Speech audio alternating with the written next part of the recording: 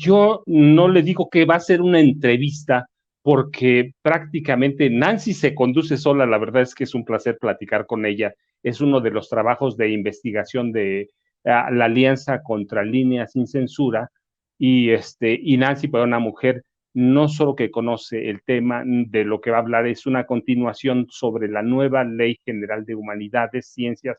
Tecnologías e Innovación que prohíbe la transferencia de dinero público a las grandes corporaciones. Esto es lo que le estoy diciendo, lo estoy tomando del texto de Nancy, ¿eh? No crea que lo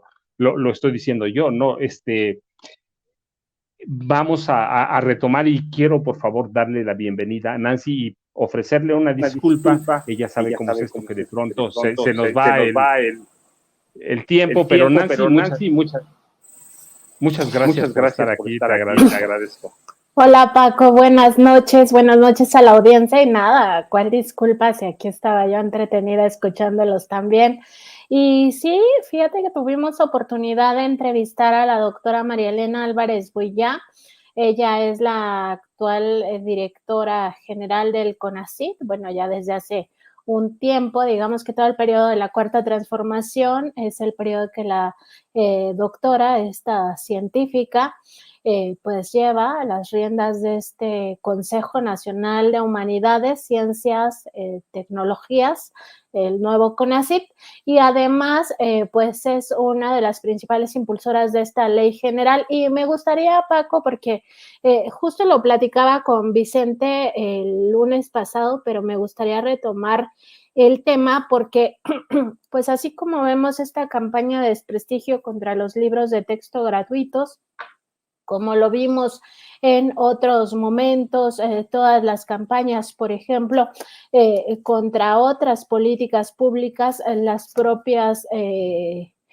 digamos, narrativas donde se acusa que los programas sociales como la pensión para adultos mayores en realidad no resuelven la pobreza, y es verdad, estos programas no resuelven la pobreza,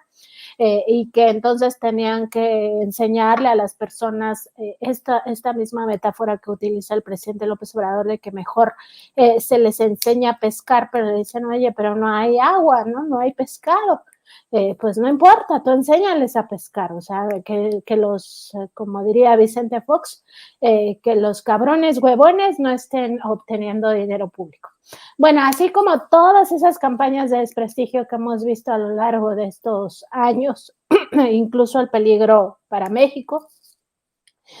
pues esta Ley General de Ciencias, de Humanidades, Ciencias, Tecnologías e Innovación, pues ha sufrido exactamente el mismo proceso, en el cual pues se ha estigmatizado a esta normativa diciendo primero que iba a desaparecer el CONACYT, cosa que no es cierto. El CONACYT digamos que abarca un poco más al ya integrar dentro de una misma política pública en el sector a las humanidades, es decir, todo lo que tiene que ver con la ciencia social y al mismo tiempo las artes, lo integra ya ahora el CONACYT. Y esta ley particularmente, pues se ha dicho que no promueve la ciencia, que no promueve la innovación, que está cancelando todo porque este gobierno no entiende nada de la ciencia. Bueno, pues es exactamente el mismo fondo. Y lo quiero plantear de esta manera, Paco, porque en el fondo son los negocios que se cancelan a partir de las nuevas políticas públicas basadas en un proyecto de nación que ya no es entreguista a los intereses corporativos. Y esta ley particularmente acaba revelando cómo el gobierno estaba arrodillado a los intereses no solo de las corporaciones en México, sino de las transnacionales, de empresas gigantes que ni siquiera son mexicanas, a las cuales les regalaban el dinero del pueblo de México. Y aquí este es el tema que dentro de la entrevista que conseguimos con la doctora María Elena Álvarez Builla, ella apunta así muy claramente que son estos grandes intereses los que están detrás de esta campaña de desprestigio, justamente porque ya no tienen esta llave abierta de financiamiento público que ni siquiera financiaba ciencia, sino que financiaba las innovaciones de la industria que ellos mismos explotaban a la hora de cobrar más caros sus productos al pueblo de México. O sea, así de grave es la cosa, Paco, y con eso me gustaría empezar esta plática contigo.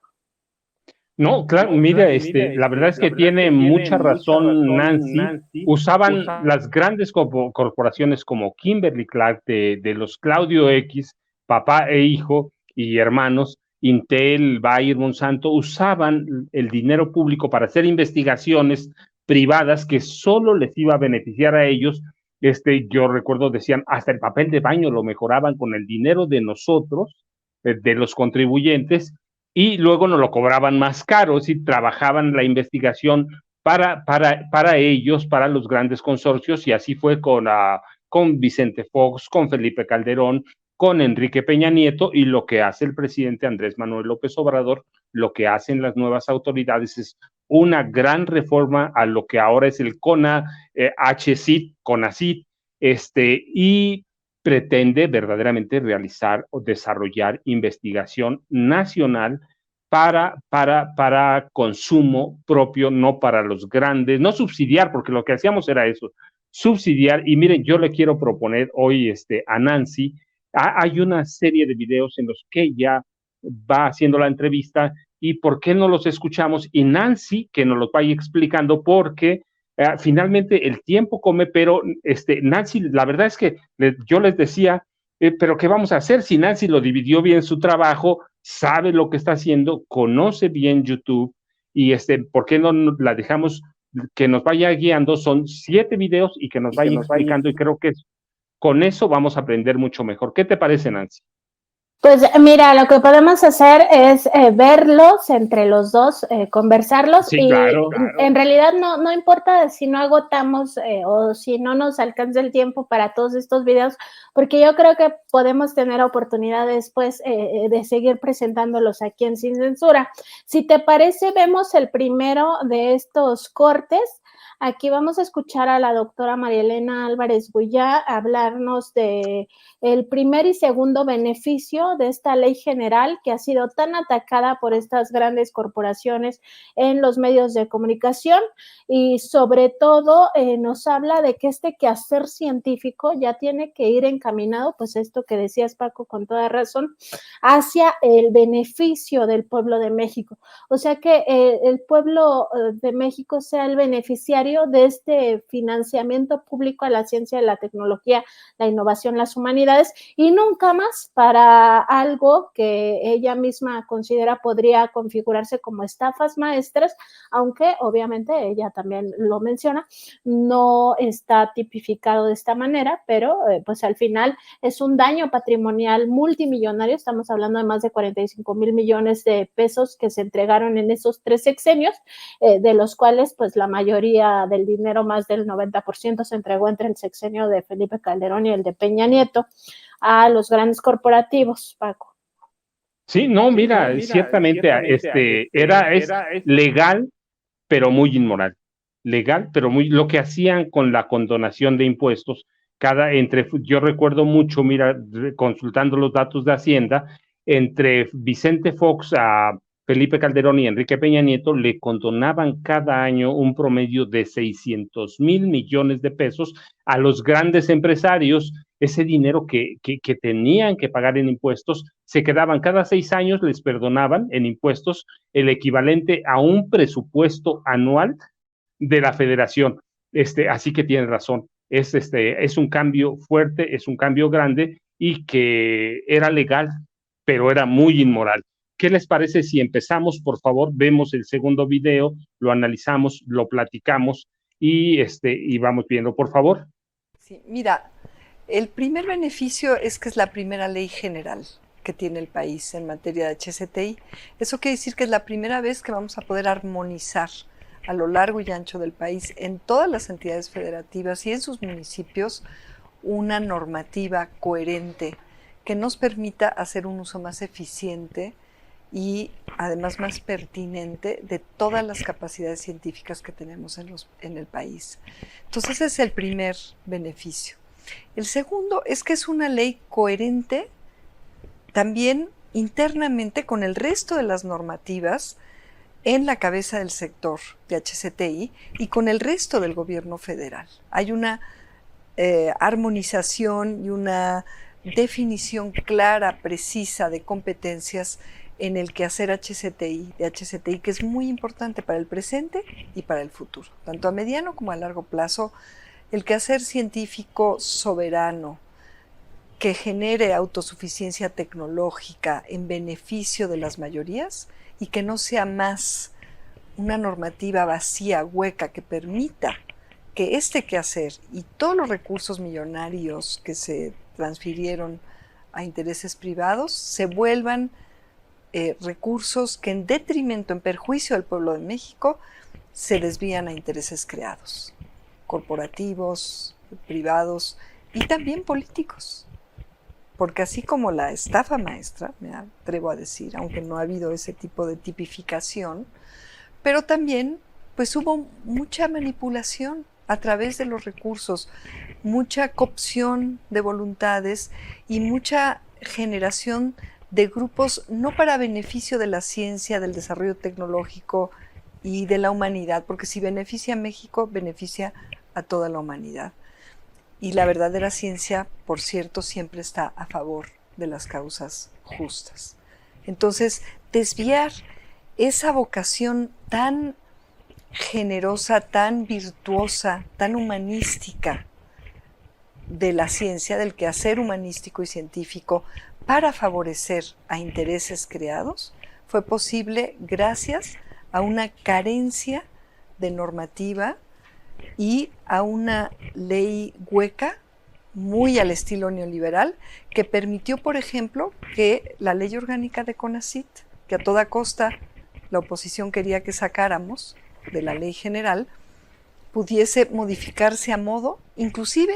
contradiciendo a la ley pasada, ya no vigente, a la Ley General de Ciencia y Tecnología. Perdón, no era ley general, a la única ley vigente que había hasta mayo que acaba de pasar de 2023, en que se aprobó la primera ley general de HCTI. Yo rescato 2 puntos y lo que estábamos hablando con Nancy. Primero, que se armoniza todos los estados, es decir, la investigación se hacía en la Ciudad de México y quizá en alguna universidad privada de los estados, pero fuera de ahí la investigación es muy poca o los investigadores salen tarde y salían mal o beneficiaban a la iniciativa privada o, como decía se beneficiaba a intereses extranjeros y se permitía la inmoralidad, ¿cierto, Nancy?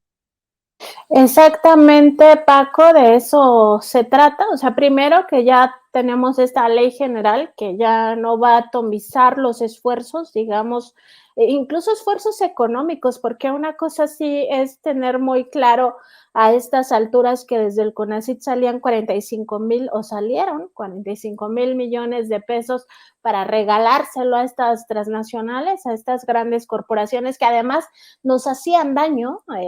a la salud, ¿no? Porque se les regalaba incluso a Bayer Monsanto, que la única tecnología que desarrolla, pues es esta tecnología nociva para la vida en general, es decir, para la vida de los seres humanos, porque sus productos generan cáncer, pero también para el medio ambiente,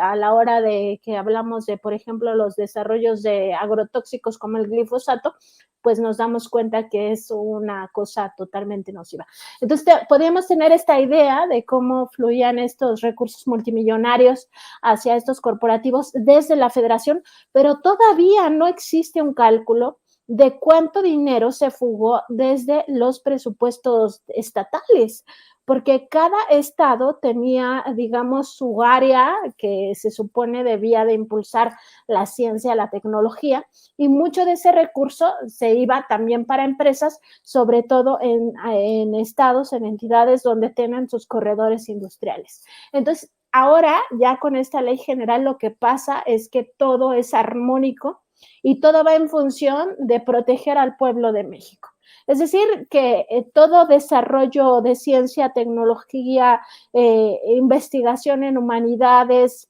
en las artes, etcétera, tenga como objetivo prioritario beneficiar de alguna manera a toda la población y no a un sector corporativo, a una empresa en específico con las patentes, sino que esto se ha generalizado. Y lo segundo, que ya no se permiten estas estafas maestras. O sea, esto ya se acabó con la ley general, se prohíbe el uso discrecional del dinero público para regalo de las grandes corporaciones. Y a mí me parece ya es el cambio fundamental, sustancial de lo que ocurría en el pasado y lo que vamos a tener ahora. Yo también rescataría esta parte como de esta primera declaración de la doctora María Elena Álvarez Bulla, porque me parece justo esto también nos permite muy claramente observar por qué están tan enojadas las corporaciones, o sea, por qué encabezan toda esta guerra mediática. Pues claro, porque se les está cerrando ya la llave de todo este dinero que no es de ellos, por supuesto, era dinero del pueblo de México y que lo emplearon para, pues, incluso generar, pues sí, estas tecnologías de las cuales solo se beneficiaron ellos a lo largo de todos estos años. Pero mira, déjeme decirle algo.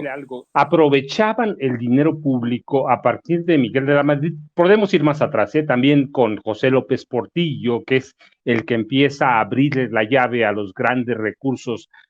del fisco a las empresas privadas, pero con Miguel de la Madrid se acentúa porque además de que se aprovechan de los recursos para investigación propia, las grandes empresas privadas, cuando tenían problemas, a pesar de tener apoyo público ya para la investigación, cuando tenían problemas pedían apoyo a la federación para salvarlas. Yo recuerdo mucho los casos en el gobierno de Miguel de la Madrid que tenían dinero para investigación, entre otras, y en alguna ocasión estaban prácticamente en quiebra las mayores grandes empresas de este país, 12 de ellas en Nuevo León, y llegaron con Miguel de la Madrid y le dijeron, ¿sabes qué? Ya no podemos, nos vamos a ahogar, estamos endeudados en dólares. Y Miguel de la Madrid llamó entonces a un joven que trabajaba en el Banco de México, que se llama todavía Ernesto Zedillo Ponce de León, y les dijo, por favor, créanles un programa para salvarlos de la quiebra, a pesar de que ya recibían recursos públicos para todo, incluso para investigación, y Ernesto Zedillo les crea algo que se llamaba FICORCA, que es un programa de 20,000 millones de dólares que sale de nuestros recursos. O sea, salía dinero de nuestros recursos para salvarlos, sale dinero también del erario mexicano para salvarlos, así que ya saben que eso nos lleva al FOBAPROA. Pero es lo que decía Nancy, tiene razón, eran abusivos y permitían el desvío de recursos que podía notarse, no puede configurarse FOBAPROA porque era legal, así lo permitían el gobierno, pero para eso era una gran sangría de recursos la ciencia también. Así que, ¿qué te parece, Nancy? Si vemos tu segundo video, lo analizamos y platicamos. ¿Cómo ves, Nancy? Claro que sí, Paco. En este segundo video vamos a escuchar justamente cómo se subordinó, o más bien se trató de subrogar absolutamente todo lo que tenía que ver con ciencia y tecnología, y en este caso específicamente menciona la doctora, esta científica tan relevante para el sector, el Foro Consultivo Científico y Tecnológico AC, que es una pieza clave dentro del modelo privatizador del sector. Entonces vamos a verlo y regresamos para comentar. ¿Qué sucedió? Te doy un ejemplo de esta segunda cualidad, de este segundo beneficio de tener esta ley, esta primera ley general de HCTI.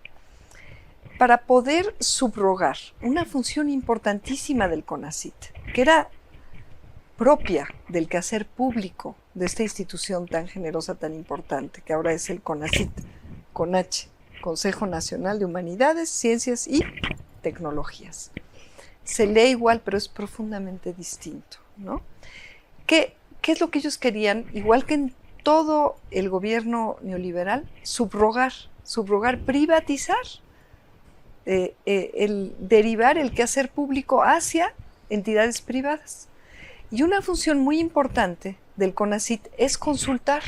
lo que hicimos para generar esta ley, por cierto, ahorita hablamos de eso, consultar ampliamente a las universidades, pero no solamente a las autoridades, a los colegas, a las colegas, a las estudiantes, a los estudiantes, a los tecnólogos, también a entidades productivas, públicas y privadas que puedan coadyuvar al desarrollo tecnológico soberano, autosuficiente. Estos órganos de consulta, el famoso foro consultivo científico y tecnológico, en la ley pasada, que no era ley general, insisto, estaban descritos y estaban mandatados como órganos internos de consulta, sin que esto implicara una erogación particular, más que, bueno, pues tener los espacios adecuados, facilitar las reuniones, y se planteaba como un órgano de consulta abierto, democrático. Eso estaba de manera muy sucinta en la ley, pero estaba. ¿Qué hicieron? Modificaron la ley orgánica, que no estaba dentro de la ley de ciencia y tecnología, la modificaron a modo, pero además a posteriori, que generaron una asociación civil de interés privado que arrebató, que secuestró esa función tan importante. Entonces imagínate, generan una mesa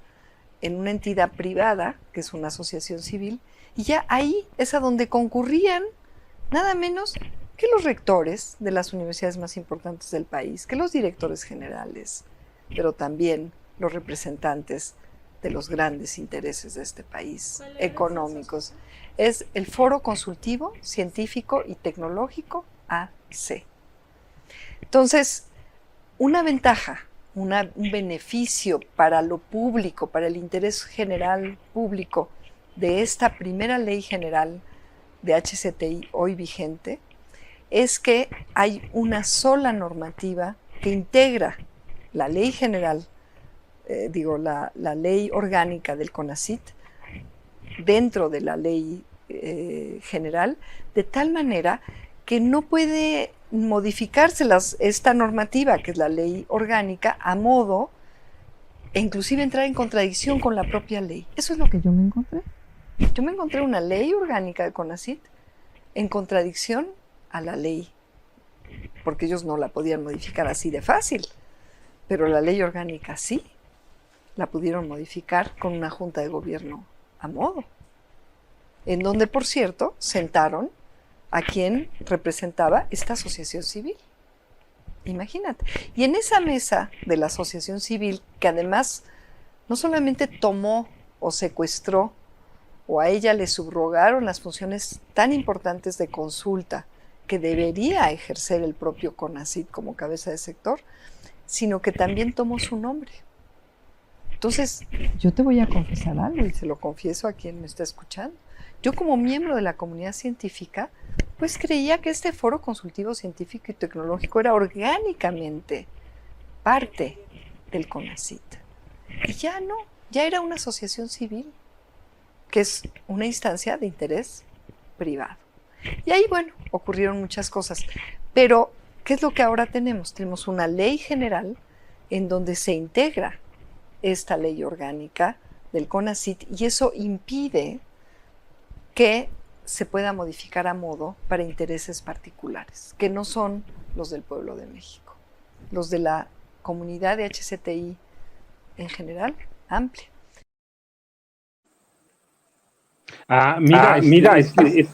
Es que Nancy, es bien interesante porque lo que nos lleva la subrogación de servicios, de consultas a través del foro consultivo, es consultivo científico y tecnológico, es que en realidad es un foro que se crea para beneficiar a la iniciativa privada, a las grandes empresas, pero que va denotando desde el gobierno de Miguel de la Madrid Hurtado el camino que llevan para privatizar la educación del sector superior. El sector básico lo seguimos conservando porque en mi casa dicen porque existe el Espíritu Santo, si no, ya no lo conservaríamos, lo manejaría Claudio X González, pero lo que hace el gobierno de Miguel de la Madrid y luego Carlos Salinas de Gortari es que lo privatizan para beneficiar a ellos y van encaminados a privatizar la educación superior, que ahora tenemos una gran explosión de ella, ¿cierto? Y fíjate esto que dices, bueno, me saca una sonrisa, pero al mismo tiempo es como de esas cosas que no sabemos si reír o llorar, porque al final reflejan en el fondo una desgracia, ¿no? Y qué es la desgracia del neoliberalismo, toda esta privatización terrible a la que nos condujo. Y sí, o sea, es que solo porque, casi porque Dios es grande, no les alcanzó el tiempo para venderlo todo. Pero esa era la ruta que se seguía y de hecho todo este modelo que se aplicó a través del viejo CONACYT era precisamente, pues sí, para acabar entregando a la iniciativa privada la educación superior. Y yo no sé, Paco, tú tienes muchísima buena memoria como historiador que eres, te gusta tanto la historia de nuestro país, que decían incluso, llegaron al extremo de decir que México mejor debería de enfocarse en escuelas técnicas, que nosotros solo servíamos para mano de obra, bueno, no nos decían mano de obra barata, pero en los hechos a eso se referían, que ya no tendríamos que tener incluso posgrados, ni universidades, ni licenciaturas, ni ingenierías, sino más bien que la mayoría de los jóvenes asumieran este modelo en el cual pues estamos condenados a ser siempre la mano de obra barata de los países ricos. Y esto iba de la mano ya en general pues con toda la idea de país que se quería o que se convirtió lamentablemente México, y que era un país totalmente sometido a los intereses de grandes potencias, pero no entendidas como la hegemonía de Estados Unidos, por ejemplo, sino al final las grandes potencias que son las corporaciones. Es que las corporaciones ya parecen gobiernos del mundo, y en nuestro país el ejemplo más claro pues es precisamente la ciencia y la tecnología, la propia educación superior, ya supeditada a estos intereses de grandes corporaciones. Me parece que eso está ya muy claro, y como tú bien dices, Paco, pues al final lo que querían era apoderarse de esto, lo fueron logrando. De hecho,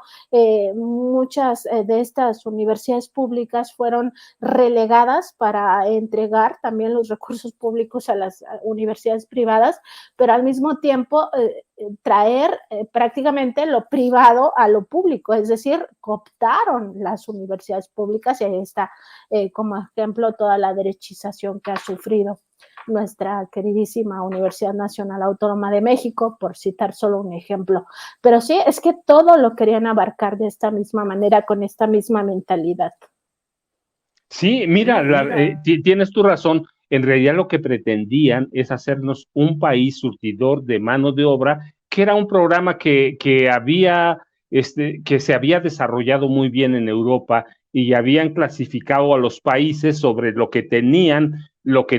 que hacer, lo que podían hacer, y nosotros entrábamos en esa clasificación de poder crear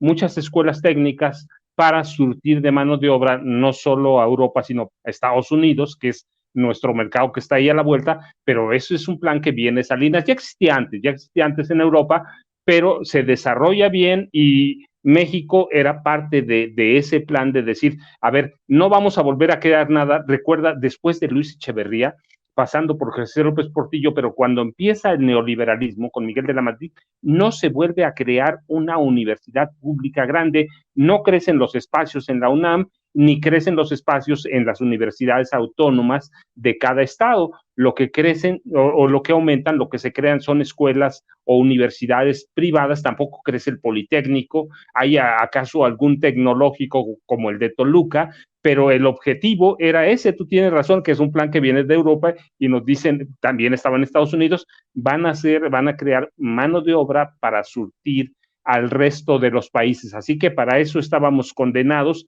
eso nos iban a hacer, y era parte de la privatización mundial prácticamente para servir, tú tienes razón, a las grandes corporaciones, Nancy. ¿Es cierto? ¿Es cierto? Así es, Paco, y bueno, esto nos da una idea también de cómo llegaron a la captura total prácticamente del Estado mexicano. Esto que se conoce como el peor estadio de la corrupción, ¿no? Porque en la corrupción se habla de varios niveles. El peor nivel de corrupción es cuando el Estado está capturado por estos intereses de grupo, y creo que quienes habían capturado ya claramente al Estado mexicano pues eran las grandes corporaciones, entre ellas pues sí estaban las corporaciones mexicanas como Kimberly-Clark, pero sobre todo y preponderantemente las corporaciones extranjeras. Y en ese sentido pues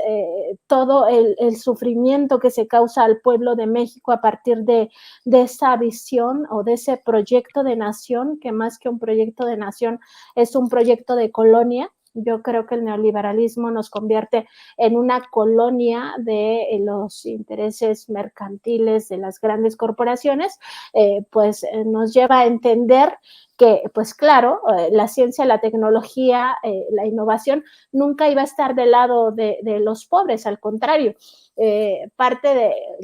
lo que conversé con la doctora María Elena Álvarez Bullá es como los objetivos que tiene ahora el CONACYT hacia adelante, y me sorprendió porque la mayoría de objetivos lo que quieren dejar las bases ya muy sentadas es la participación de la ciencia en la salud. Eso me sorprendió muchísimo porque están avanzando demasiado en que los avances tecnológicos de circuitos, de computadoras especializadas, todo eso se enfoque en los equipos médicos que requiere nuestro país. Ya hicieron en el contexto de la pandemia de COVID-19 con condiciones muy adversas, respiradores, ¿no? Para contribuir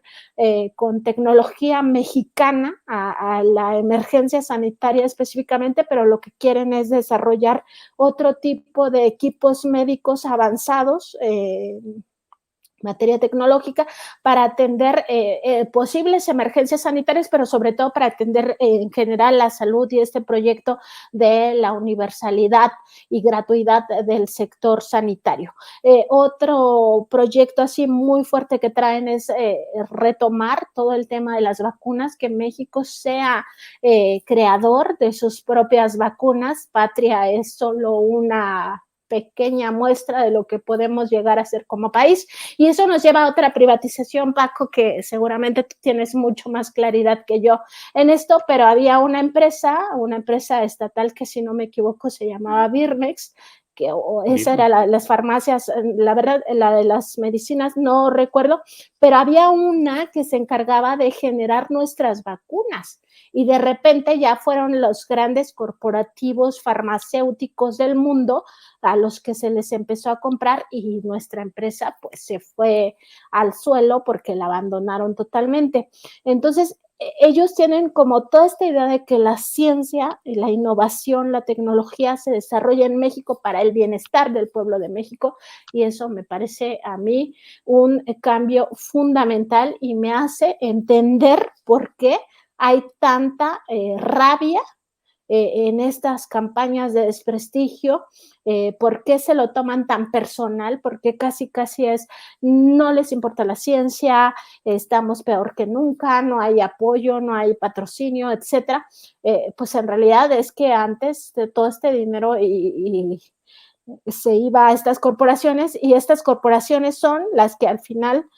financian a los medios corporativos, ¿no? O sea, es como un círculo vicioso de que no íbamos a tener justo la información, porque ellos limitan la información, porque ellos controlan los medios por los cuales se distribuye la información, Paco. Sí, mira, fíjate, tienes razón, nosotros, México fue una gran potencia en la producción de vacunas, y de pronto con el neoliberalismo perdimos todo. Este país, si algo tiene, es que desarrolló un sistema no solo de vacunación, que por eso podemos enfrentar la pandemia y pudimos enfrentar la otra pandemia que no fue tan larga, la gripe con Felipe Calderón, pero éramos productores de vacunas y de pronto dejamos de ser nada. Fuimos nada, se acabó, se perdió. Entonces, ahora tienes tu razón,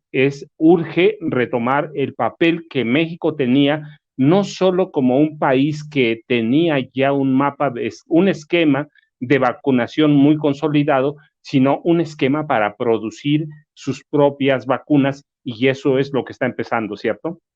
Así es, justamente Paco, porque se está viendo que todo este sector tiene que estar para beneficio de los mexicanos, las mexicanas. Si te parece, vemos el tercer corte. En este nos habla la doctora María Elena Álvarez Boyá de justamente que el CONACYT ya es ahora rector de todos los centros de investigación científica y tecnológica que antes estaban pues atomizados, incluso ya prácticamente privatizados a favor de intereses específicos, de intereses creados, y volvemos al mismo punto, o sea, como la nueva ley arranca de raíz, digamos, todos estos vicios que ya teníamos en el sector y al final nos lleva siempre al tema de que todo lo estaban privatizando, o sea, todo ya prácticamente estaba en manos de privados o de intereses creados, y esto es justo lo que les está doliendo, Paco. Si quieres, vamos a verlo. Sí, pero También claro. ahora, en esa misma línea de beneficios de esta primera ley general, es que tenemos un articulado, de hecho capítulo completo, que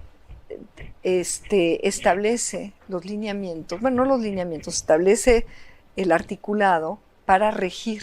jurídicamente al Sistema Nacional de Centros Públicos de Investigación.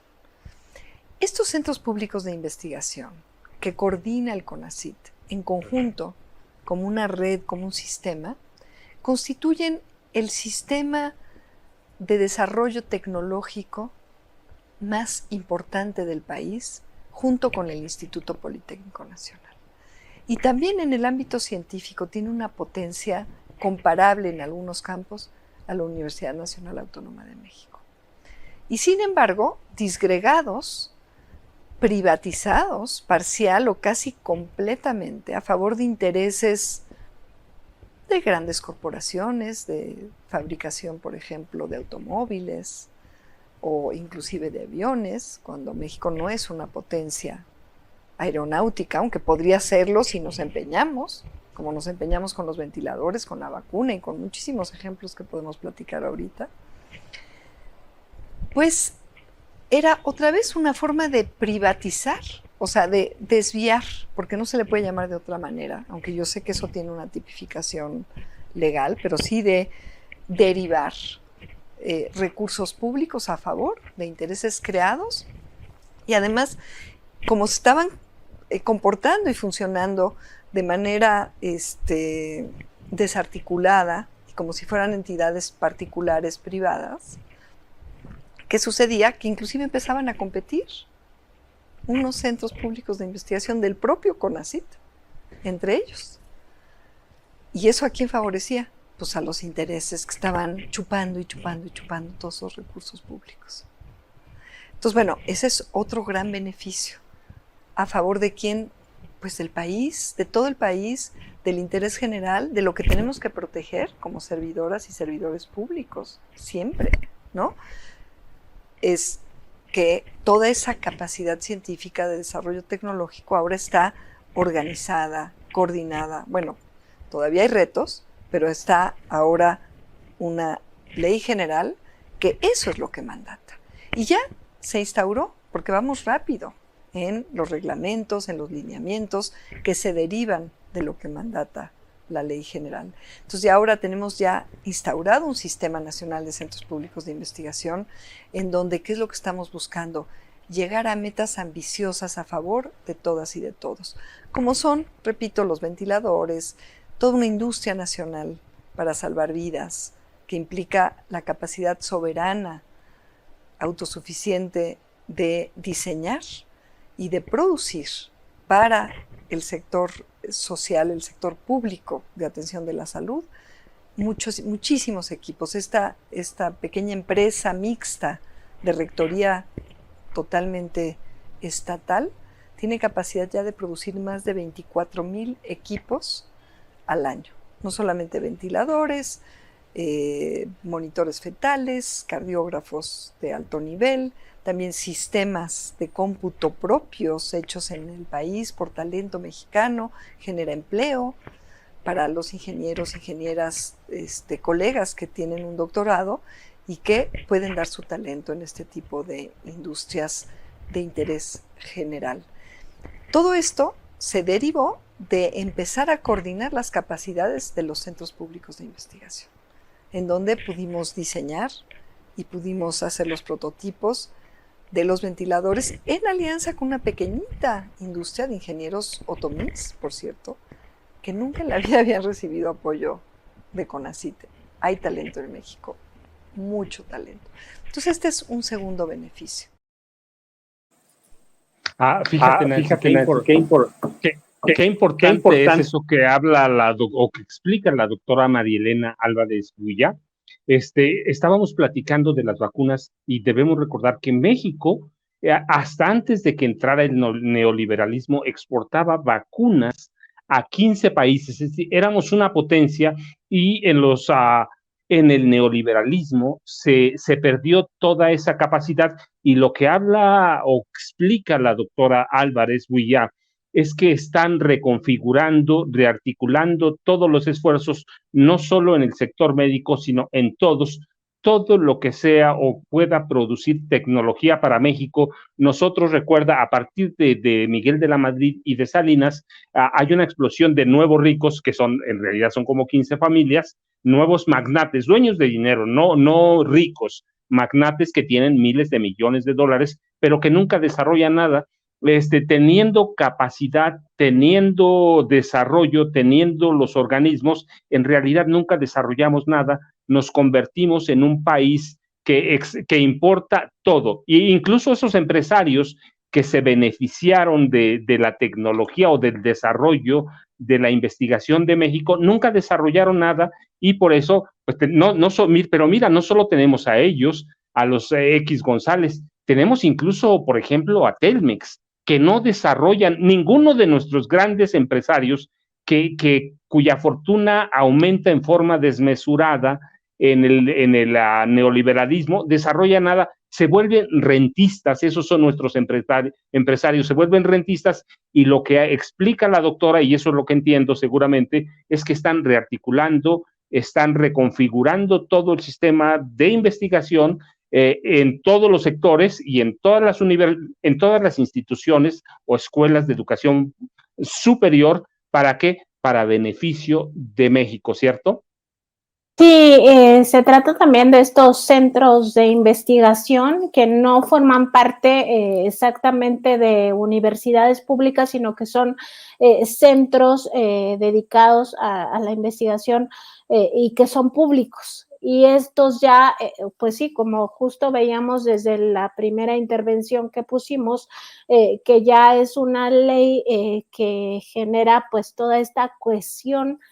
nacional y que además vincula a todos los estados, es decir, todas las entidades federativas a una misma política pública en el sector. Pues lo mismo pasa con la infraestructura y con los recursos humanos y materiales que se tienen para esta misma circunstancia y todos enfocados, y esto es lo que me parece fundamental, que la ciencia, la tecnología, esto que mencionas, Paco, de que nunca una corporación pues se va a detener en decir, bueno, ahora vamos a generar un medicamento que sí intente curar el cáncer. Por supuesto que no, las farmacéuticas lo que quieren es administrar el dolor, administrar la enfermedad para que siempre tengan una clientela cautiva. O sea, a ellos les conviene más una persona que nunca sana, porque es una persona que siempre está comprando medicinas. Así de básico, de burdo, es el negocio de la salud. Y ahora lo que están haciendo es que todos estos centros, todos estos esfuerzos sean pues para justo, en realidad sí, buscar curas, buscar vacunas, buscar la prevención, porque también la ciencia, y es lo que nos explicaba la científica, pues que la ciencia tiene que estar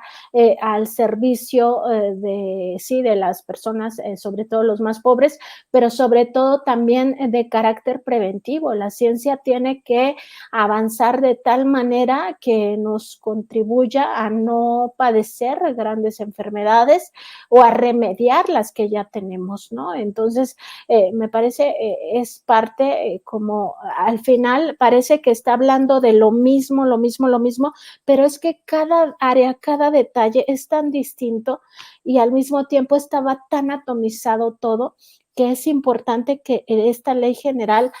sea muy clara en abarcar hasta esos pequeños detalles, porque si no los abarca, va a quedar de nueva cuenta a la deriva y pues tocamos madera, pero pueden regresar estos neoliberales como ha ocurrido en otros países. No sería una novedad, ha pasado en Europa, ha pasado en América Latina, donde después de gobiernos progresistas muy importantes, con cambios muy importantes, sustanciales para sus propios pueblos, al final regresa la derecha al poder y regresa, digamos, recargada y retrograda todo lo que se avanzó. Entonces, entre más se logre cambiar esas leyes, porque como bien decías tú también, Paco, al principio de esta plática, como antes es que no es que fuera ilegal, es que las leyes estaban hechas a modo de que permitieran todo este saqueo. Entonces, lo que se tiene que hacer es regresar o formar nuestra propia legislación que vea por el bienestar común. Y me parece, Paco, que en esta reflexión que debemos de hacer todos y todas de hacia dónde debe de ir el país, no podemos dejar de lado también estas otras áreas, porque quizá estamos como muy metidos en la coyuntura actual de tratar de entender qué pasa con los libros de texto y si los libros de texto de verdad son el virus del comunismo y toda esta ridiculez, ¿no?, en la que estamos ya inmersos. Pero más allá de eso, hay otras luchas que son muy importantes, que se están dando al mismo tiempo, que no son visibles porque justo nos hicieron creer que esto no era importante para nosotros, que no era importante la ciencia, que no íbamos a comprenderlo, porque pues sí, claro, ¿no? El pueblo es tan tonto, porque así nos trataron, que entonces no íbamos a ser capaces de comprender que no necesitamos una industria farmacéutica propia, no necesitamos una industria de vacunas, no necesitamos una industria de equipos médicos, no necesitamos nada de bioinsumos, ¿no?, para el campo, porque es mejor, y eso lo decía el ángel de la dependencia, José Ángel Gurría, perdón, que era mejor importar todo, ¿no? Entonces, si vamos a abrirnos a un mercado transnacional, etcétera, pues entonces, ¿para qué nosotros producimos? Bueno, pues ya vimos la catástrofe que ocurrió en Europa con todo esto de la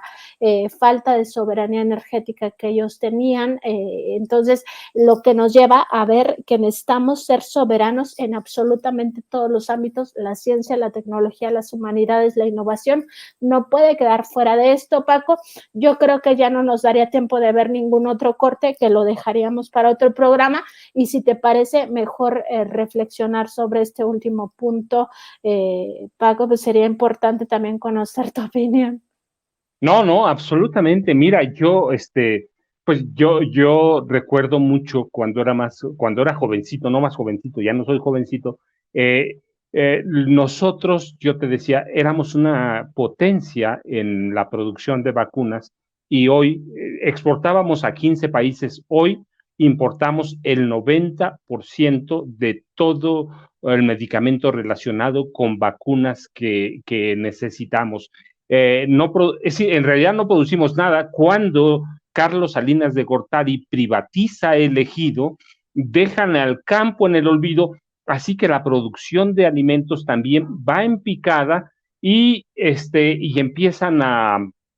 a sacar las grandes ganancias y empezamos a ver cómo crecen las grandes fortunas. Y mira, esas reflexiones de, sí, ciertamente querían prepararnos los organismos internacionales, el FMI, el BID, la OCDE, tenían el proyecto de que no produjéramos nada, de que fuéramos un país, lo que decía José Ángel Gurría, que importáramos todo y que nos dedicáramos a servir a las grandes potencias. Así que ese era nuestro destino, eso era lo que nos esperaba y difuminaron todo lo que pudieron, la investigación, la producción y los centros de desarrollo de investigación y de consulta de investigación, Nancy. Así que no, es muy interesante verdaderamente. Mira, ya nos comimos el tiempo, ya nos comió, tú sabes lo que es eso, pero no, y yo más bien te pido,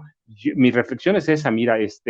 pues bien interesante por todo lo que platicamos, todo lo inmoral que hicieron, porque no era ilegal, pues ellos controlaban las leyes, lo podían hacer hasta aprovecharse de la investigación para ellos y luego cobrárnosla. Y yo te decía, a mí me asusta lo de las vacunas porque conocí bien la producción en este país y cómo exportábamos. Y hoy